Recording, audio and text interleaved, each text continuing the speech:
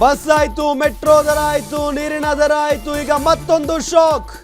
ಯೂನಿಟ್ಗೆ 36 ಪೈಸೆ ಏರಿಕೆ ಮಾಡಿ ರಾಜ್ಯ ಸರ್ಕಾರ ಆದೇಶ. ಏಪ್ರಿಲ್ 1ರಿಂದಲೇ ವಿದ್ಯುತ್ ನೂತನ ದರ ಜಾರಿಗೆ ಬರುತ್ತೆ.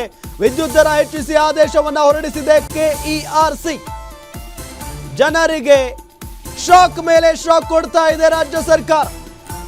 ವಿದ್ಯುತ್ ದರ ಹೆಚ್ಚಿಸಿ ಶಾಕ್ ಕೊಟ್ಟಿದೆ. ಈಗ ಬಸ್ ದರ ಏರಿಕೆ ಆಯ್ತು, ಮೆಟ್ರೋ ದರ ಏರಿಕೆ ಆಯ್ತು, ನೀರಿನ ಬಿಲ್ ಕೂಡ ಏರಿಕೆ ಆಯ್ತು. ಇದೆಲ್ಲದರ ನಡುವೆ ಈಗ ಕರೆಂಟ್ ಬಿಲ್ ಏಪ್ರಿಲ್ 1ರಿಂದಲೇ ವಿದ್ಯುತ್ ನೂತನ ದರ ಜಾರಿಗೆ ಬರುತ್ತೆ. ಇದು ನಿಜಕ್ಕೂ ಕೂಡ ಜನರಿಗೆ ಗಾಯದ ಮೇಲೆ ಬರೆ ಎಳಿತಾ ಇರುವಂಥದ್ದು. ಯೂನಿಟ್ಗೆ 36 ಪೈಸೆ ಏರಿಕೆ ಮಾಡಿ ಸರ್ಕಾರ ಆದೇಶವನ್ನು ಹೊರಡಿಸಿದೆ. ಪರ್ ಯೂನಿಟ್ಗೆ 36 ಪೈಸೆ ಏರಿಕೆ.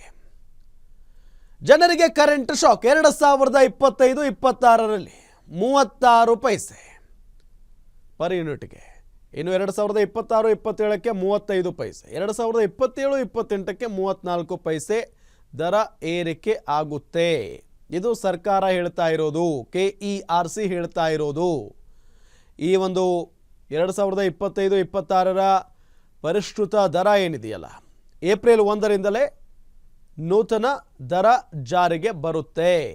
ವಿದ್ಯುತ್ ದರ ಹೆಚ್ಚಿಸಿ ಆದೇಶವನ್ನು ಹೊರಡಿಸಿ ಆಗಿದೆ. ಈಗ ಕೆಇಆರ್ಸಿ ಕಡೆಯಿಂದ ಮುಂದಿನ 3 ವರ್ಷಕ್ಕೆ ಅನ್ವಯ ಆಗುವಂತೆ ಬೆಲೆ ಏರಿಕೆ ಮಾಡಲಾಗಿದೆ. ಏನು ನಿಮಗೆ ಸ್ಕ್ರೀನ್ ಮೇಲೆ ತೋರಿಸ್ತಾ ಇದ್ದೀವಲ್ಲ, 3 ವರ್ಷಕ್ಕೆ ಅನ್ವಯ ಆಗುವಂತೆ ಬೆಲೆ ಏರಿಕೆ ಮಾಡಲಾಗಿದೆ. ಈ ವರ್ಷ 36 ಪೈಸೆ, ಅಂದರೆ 2026-27ರಲ್ಲಿ ಮುಂದಿನ ವರ್ಷಕ್ಕೆ 35 ಪೈಸೆ, 2027-28ಕ್ಕೆ 34 ಪೈಸೆ ದರ ಏರಿಕೆ ಆಗೇ ಆಗುತ್ತೆ ಪರ್ ಯೂನಿಟ್ಗೆ. ಮುಂದಿನ 3 ವರ್ಷಕ್ಕೆ ಅನ್ವಯ ಆಗುತ್ತೆ ಇದೆಲ್ಲ ಬೆಲೆ ಏರಿಕೆ. ಇನ್ನು ಸಿಬ್ಬಂದಿಗೆ ಗ್ರ್ಯಾಚ್ಯುಟಿ ಹಣವೂ ಕೂಡ ಗ್ರಾಹಕರಿಂದಲೇ ವಸೂಲಿ ಮಾಡ್ತಾ ಇದ್ದಾರೆ. ಬೆಸ್ಕಾಂ ನಡೆಗೆ ಕೈಗಾರಿಕೋದ್ಯಮಿಗಳು ತೀವ್ರ ಅಸಮಾಧಾನವನ್ನು ವ್ಯಕ್ತಪಡಿಸಿದ್ದಾರೆ. ವಾಣಿಜ್ಯ ಬಳಕೆದಾರರಿಂದಲೂ ಕೂಡ ಬೆಸ್ಕಾಂ ನಡೆ ವಿರುದ್ಧ ಕಿಡಿಕಾರಲಾಗ್ತಾ ಇದೆ. ಈಗ ನೋಡಿ, ವಾಣಿಜ್ಯ ಬಳಕೆದಾರರು ಕೂಡ ಬೆಸ್ಕಾಂ ನಡೆ ವಿರುದ್ಧ ಕಿಡಿಕಾರ್ತಾ ಇರೋದು. ಇನ್ನೊಂದು ಕಡೆ ಜನ ಅಂತೂ ಭಾಳ ರೋಸಿ ಹೋಗ್ಬಿಟ್ಟಿದ್ದಾರೆ. ಯಾಕೆ ಅಂತ ಹೇಳಿದರೆ, ಈಗ ನೀರಿನ ದರವೂ ಕೂಡ ಏರಿಕೆ ಮಾಡಲಾಯಿತು ಸರ್ಕಾರದ ಕಡೆಯಿಂದ. ಮತ್ತೊಂದು ಕಡೆ ಮೆಟ್ರೋ ಟಿಕೆಟ್ನ ದರ ಏರಿಕೆ ಆಯಿತು, ಬಸ್ ಟಿಕೆಟ್ ದರ ಏರಿಕೆ ಆಗಿದೆ. ಹೀಗೆ ಎಲ್ಲದರ ಬೆಲೆಯೂ ಕೂಡ ಏರಿಕೆ ಮಾಡ್ತಾ ಹೋದರೆ ಜೀವನ ಮಾಡೋದು ಹೇಗೆ ಸ್ವಾಮಿ? ಬದುಕೋದು ಹೇಗೆ ನಾವು? ಉದ್ಯೋಗ ಇಲ್ಲ, ನಿರುದ್ಯೋಗ ತಾಂಡವಾಡ್ತಾ ಇದೆ ರಾಜ್ಯದಲ್ಲಿ. ಈ ರೀತಿಯಾದಂಥ ಪ್ರಶ್ನೆಗಳು.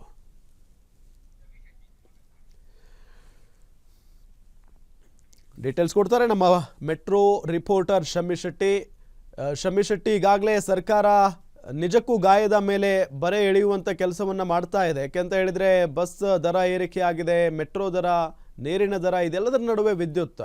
ಡೀಟೇಲ್ಸ್ ಕೊಡ್ತಾ ಹೋಗೋದಾದ್ರೆ, ಎಲ್ಲಾ ಮೆಟ್ರೋ ಬಸ್ ದರ, ಟಿಕೆಟ್ ದರ ಏರಿಕೆ ನಡುವೆ ವಿದ್ಯುತ್ ದರ ಏರಿಕೆ ಮಾಡಿರುವಂತದ್ದು ಒಂದು ರೀತಿಯಲ್ಲಿ ಜನರಿಗೆ ಜನರ ಅಸಮಾಧಾನಕ್ಕೆ ಕಾರಣ ಆಗಿರುತ್ತದೆ. ಯಾಕಂತಂದ್ರೆ ಗ್ಯಾರಂಟಿ ಯೋಜನೆ ಅಂಡರ್ ಅಡಿ ಫ್ರೀ ಕರೆಂಟ್ ವಿದ್ಯುತ್ ಅನ್ನ ನೀಡ್ತೀನಿ ಅನ್ನುವಂತಹ ಸರ್ಕಾರದ ಭರವಸೆ ಒಂದು ಕಡೆ ಆದ್ರೆ, ಇನ್ನೊಂದು ಕಡೆ ಮುಂದಿನ 3 ವರ್ಷಕ್ಕೂ ಆಗುವಷ್ಟು ಬೆಲೆ ಏರಿಕೆ ಮಾಡಬೇಕು, ಯೂನಿಟ್ಗೆ ಇಂತಿಷ್ಟು ಬೆಲೆ ಏರಿಕೆ ಆಗ್ಬೇಕು, ಇಂತಿಷ್ಟು ಪೈಸೆ ಏರಿಕೆ ಆಗ್ಬೇಕು ಅನ್ನುವಂತಹ ಸರ್ಕಾರ ಈಗಾಗ್ಲೇ ಮತ್ತೆ ಬೆಸ್ಕಾಂ ಈಗಾಗ್ಲೇ ಆದೇಶವನ್ನ ಹೊರಡಿಸಿರುವಂತದ್ದು.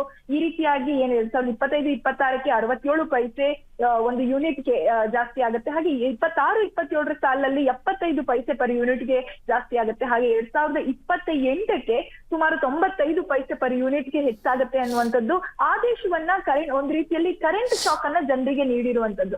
ಹಾಗಾಗಿ ಈ ವಿಚಾರವಾಗಿ ಸಾರ್ವಜನಿಕರಿಗಿಂತಲೂ ಹೆಚ್ಚಾಗಿ ಕೈಗಾರಿಕಾ ಉದ್ಯಮಿಗಳಿದ್ದಾರೆ, ಅವರು ಹೆಚ್ಚಾಗಿ ಅಸಮಾಧಾನವನ್ನ ತೋರಿಸ್ತಾ ಇರುವಂತದ್ದು. ಯಾಕಂತಂದ್ರೆ ವಾಣಿಜ್ಯ ಬಳಕೆದಾರರಿಗೆ ಬೆಸ್ಕಾಂ ಈ ನಡೆಯನ್ನ ತಗೊಳ್ತಾ ಇದೆ, ಅದಕ್ಕೆ ಸಂಬಂಧಪಟ್ಟ ಹಾಗೆ ಸಾಕಷ್ಟು ಹೊಡೆತ ಬೀಳುವಂತದ್ದು. ಯಾಕಂತಂದ್ರೆ ಕರೆಂಟ್ ಬಿಲ್ ಹೆಚ್ಚಾದಂಗೆ ಅವರು ಬಿಲ್ ಪಾವತಿಯನ್ನು ಹೆಚ್ಚಾಗಿ ಮಾಡ್ಬೇಕಾಗತ್ತೆ. ಒಂದು ಕಡೆ ಗ್ಯಾರಂಟಿ ಯೋಜನೆಗಳು ಸಾರ್ವಜನಿಕರಿಗೆ ನೀಡಿ ಸರ್ಕಾರ ಇನ್ನೊಂದು ಕಡೆ ಕೈಗಾರಿಕಾ ಉದ್ಯಮಿಗಳಿಗೆ ಎಲ್ಲಾದ್ರೂ ಬರೆ ಹಾಕ್ತಾ ಇದೆಯಾ ಅನ್ನುವಂತಹ ಪ್ರಶ್ನೆ ಕೈಗಾರಿಕಾ ಉದ್ಯಮಿಗಳಿಗೆ ಮೂಡಿರುವಂತದ್ದು.